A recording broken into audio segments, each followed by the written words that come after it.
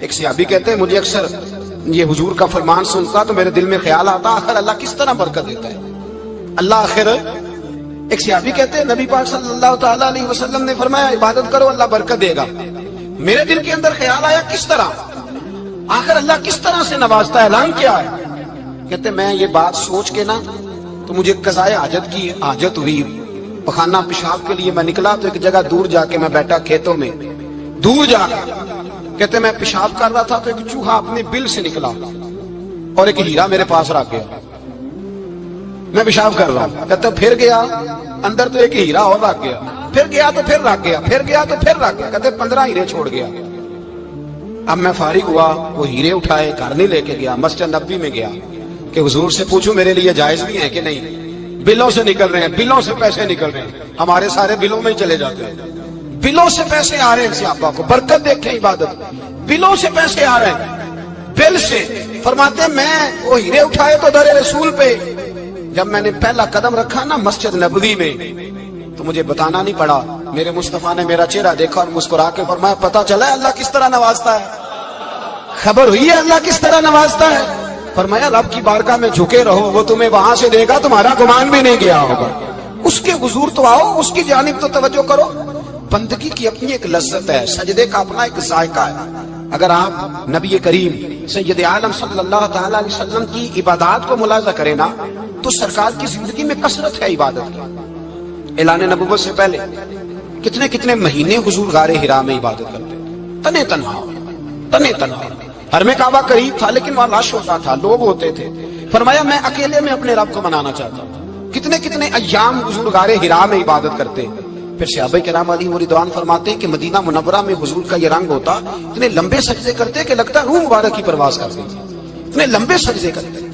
حضرت سیدنا معاذ بن جبل رضی اللہ تعالیٰ عنہ فرماتے ہیں 3 دن ہو گئے حضور چلے گئے مدینے میں نظر ہی نہیں آ رہے. صحابہ پریشان ابو بکر صدیق عمر فاروق عثمان غنی مولا علی ڈھونڈتے پھرتے.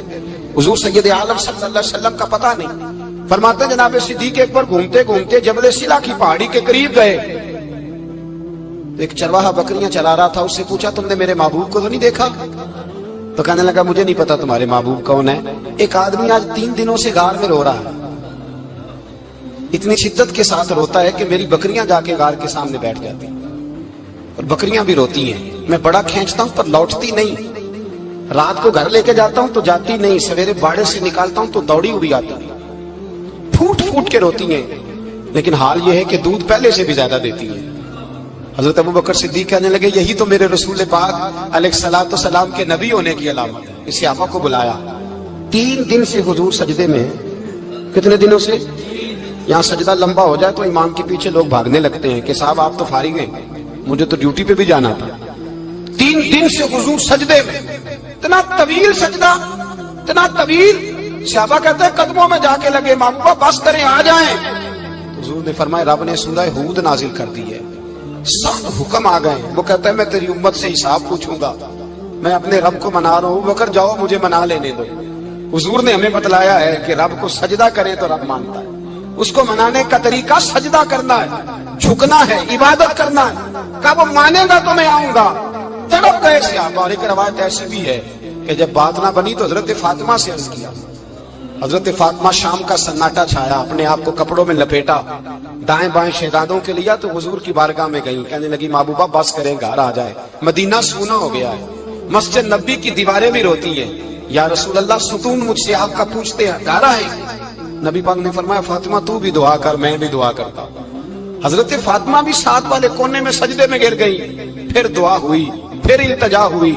حضرت جبریل آئے کہنے لگے محبوبہ رب کہتا ہے سار اٹھاؤ وَلَسَوْفَ يُؤْتِيكَ رَبُّكَ فَتَرْضَىٰ. اللہ فرماتا ہے میں آپ کو اتنا دوں گا کہ آپ مجھ سے راضی ہو جائیں. تو حضور تو سجدے کے عالم میں. حضرت سیدنا عبد الرحمن ابن عوف کہتے ہیں میں حضور کے ساتھ تھا. ہم مسجد نبی سے نکلے تو سامنے ایک باغ آیا. حضور فٹافٹ گئے اور باغ میں سر سجدے میں رکھ دیا. دیر تک حضور نے سجدہ کیا اتنا لمبا کہ جیسے کسی کی روح پرواز کر گئی. کہتے میں حضور فارغ ہوئے تو عرض کی حضور اتنے لمبے سجدے کی وجہ. تو فرمایا میرے پاس جبریل آئے تھے اور انہوں نے کہا یا رسول اللہ رب کہتا ہے آپ کا جو امتی ایک بار درود پڑھے گا اللہ اس پہ 10 رحمتیں نازل کرے گا. اللہ اس کے 10 گناہ معاف کرے گا. اللہ اس کے 10 درجے بلند کرے گا. تو میں نے کہا سجدہ کر کے شکر نہ ادا کر لوں. اس بات پر میں سجدہ کرنے لگ گیا، اس بات پر